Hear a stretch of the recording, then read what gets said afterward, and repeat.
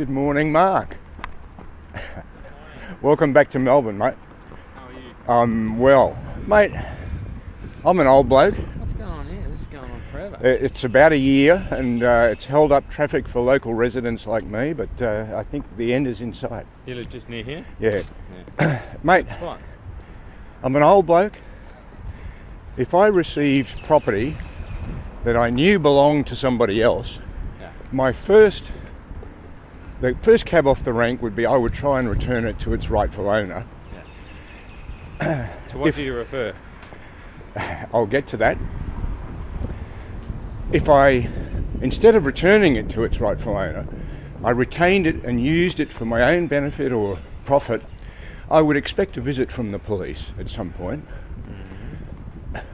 What's the difference between my circumstances and a reporter's circumstances in receiving property or information that we know has been improperly obtained? Well, I just don't think it's a perfect analogy that you made, because what we're talking about here is information that a judgment is made is in the public interest. Who makes the judgment? Well, journalists make the judgment, and obviously a whistleblower makes the judgment. Frustrated perhaps at inability to get some result on something that's either some malfeasance, maladministration, some sort of creeping extension of powers of the state that are not known about by... I mean, I'm amazed that liberals and libertarians are so relaxed about the idea of the state expanding its powers without there even necessarily being full public disclosure. I don't necessarily want journalists to be charged with anything, but I think it's perfectly reasonable for the police in investigating the theft of confidential information to make inquiries and to try and seize the information back.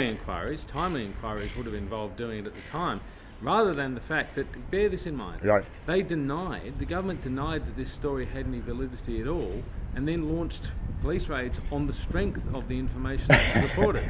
I mean, which is it? It may well be a complicated situation. And now we find out that the ASD is in fact discussing the extension of these powers to use them domestically in Australia. Now, that may be a valid thing to do, right? It may be a valid thing to do. There may be a very strong argument for doing it, and I think that's a case that the government and those authorities can make.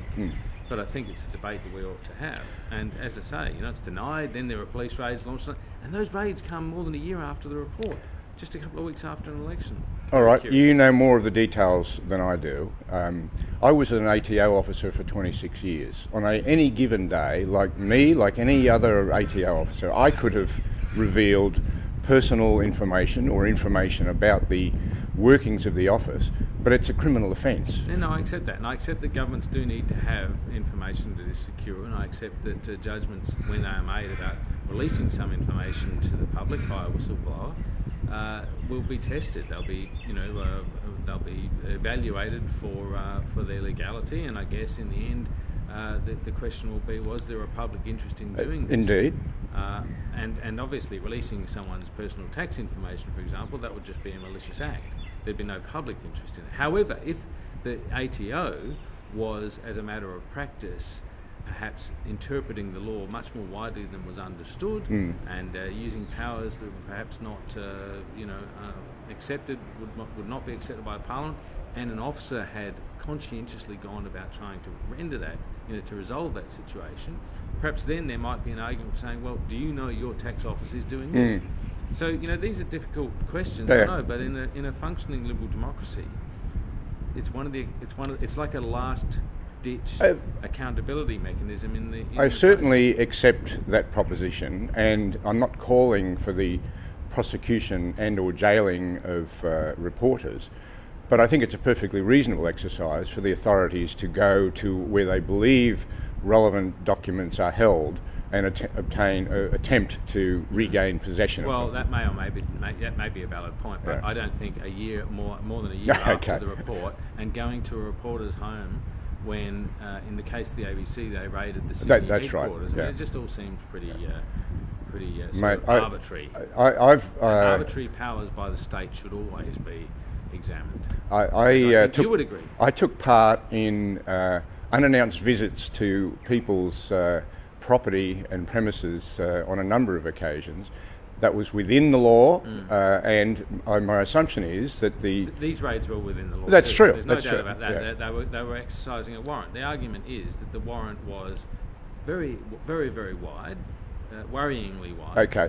And that it occurred a long time after the stories, Event. which had, as I say, been denied at the time. Okay. As having any validity. Anyway, Mate, good on you, mate. Thanks a lot. Cheers. See ya. Bill Thompson for Outside Insiders.